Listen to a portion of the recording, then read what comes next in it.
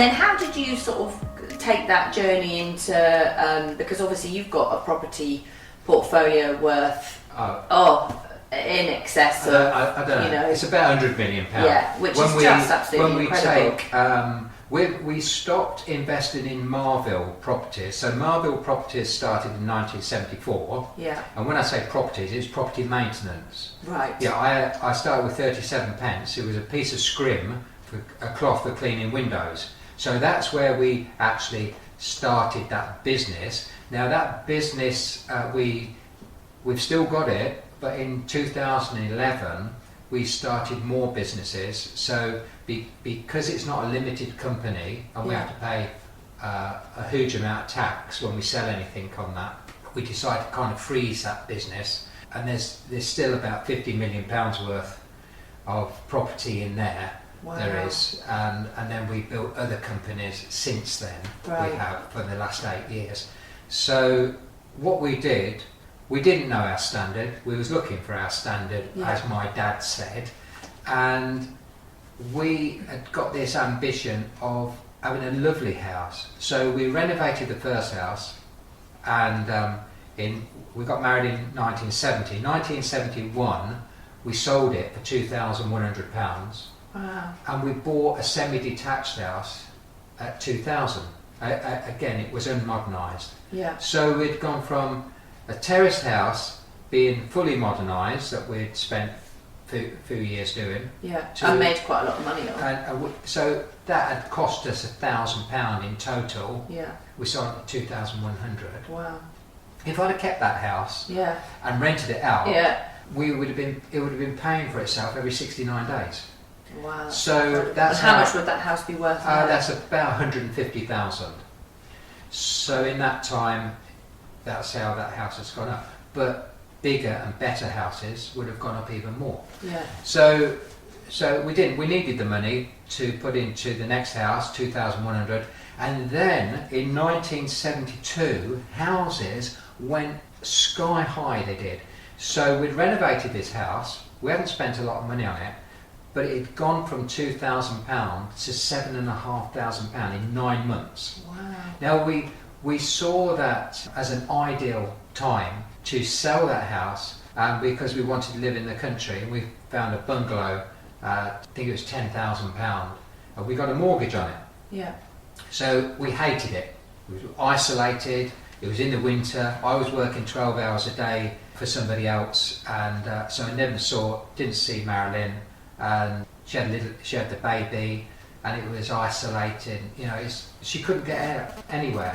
So she didn't drive. So we had a van. We didn't have a car, and I was using it to go to work. So she got very depressed in that house, and so we decided we put it for sale. And then we bought another house in an auction. Now I didn't know anything about auctions. I just knew that this house was coming for sale. I bid for it, 7,500, and got it. So no experience of auction? No experience. Wow. And the guy had said to me, "Thank you very much, Neville, it's nice to see you, blah, blah, blah, and £750 please." And I said, well, "What's that for?" And he goes, "That's a deposit." And I go, "Well, okay."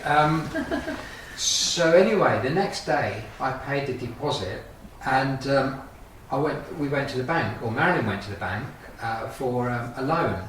I don't know, £7,000 for the loan, and she went into the bank and she said, I need to speak to the bank manager, and the bank manager said, "Yes, okay, come on. What's your account number?" She says, "I haven't got one." He says, "You come into the bank, you want £7,000, you haven't got an account number, you haven't got an account. Why did you come to this bank?" And she said, "Well, you're the nearest bank to where my father-in-law lives, and I got dropped off there this morning by my husband, and I've just walked down the road, and you're the first bank." Oh, wow. And he goes, she told the story, and she come out with a bank loan of £7,000. Incredible.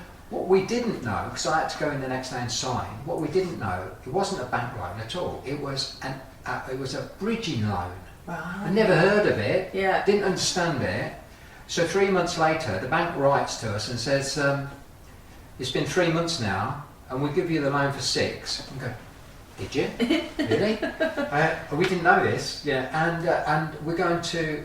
You really need to think about doing something about it because you've got 3 months left. Yeah, like an exit strategy. Before we take the 2 houses and we put them up for auction and we take the money. Now, in the meantime, that 3 months that had gone by, I'd gone into the house, I'd ripped out all the electrics, all the plumbing, all the fireplaces, I'd ripped out the windows, I'd ripped out everything because I thought I was a builder. Yeah.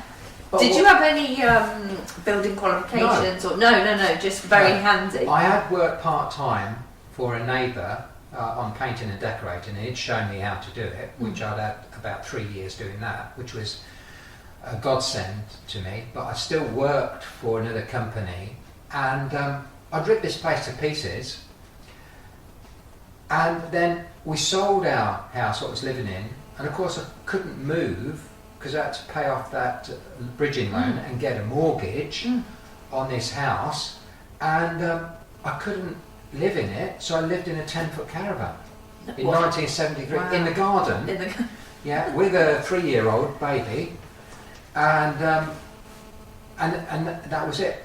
And then I got made redundant, and they didn't pay redundancy. Marilyn didn't get any benefits because you didn't get any benefits as a girl when you had a baby in those days. And how old were you at this point? I was 23. Wow. And so you go into a depression. You don't want to get out of bed. It was the winter. It was horrible, and it was dreadful. It was, and I went on the dole on benefits, and there is no benefits to the benefit system. There's no benefits for you because you just get down and down and down, worse and worse. Anyway. So you're still trying to do up this house at the same time? We haven't got any money to do it. Yeah. We'd got no skills, no money, and we wanted to go into business.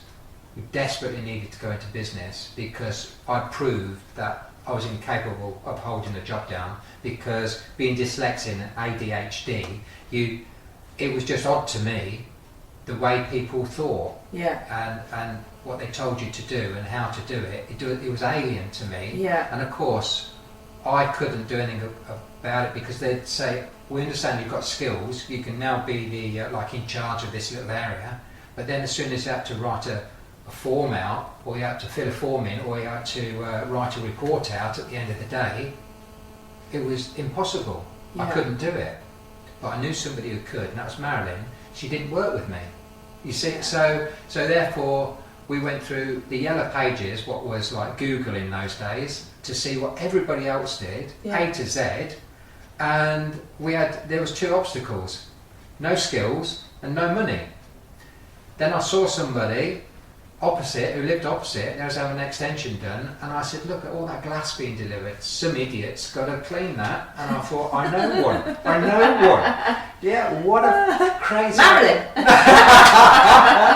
Yeah, well, then, and we started. Wow, so that was how how the business started. Marilyn gave me a bucket, I borrowed my dad's ladder, I got me 37 pence piece of scrim, went to the next door neighbour, knocked on the door, said... seen all this glass arriving, I'll clean it. Yeah, well, this was another next door neighbour, they hadn't got their extension up opposite us, but they'd seen us, I didn't realise this, they'd seen us in the back garden, living in this 10-foot caravan, heaps of rubble, heaps of wood and rubbish all over the place. Now, were they going to invite me in to clean the windows? No. She said, go away, and slammed the door in my face. That was the first potential customer. But luckily, down the street, somebody said yes.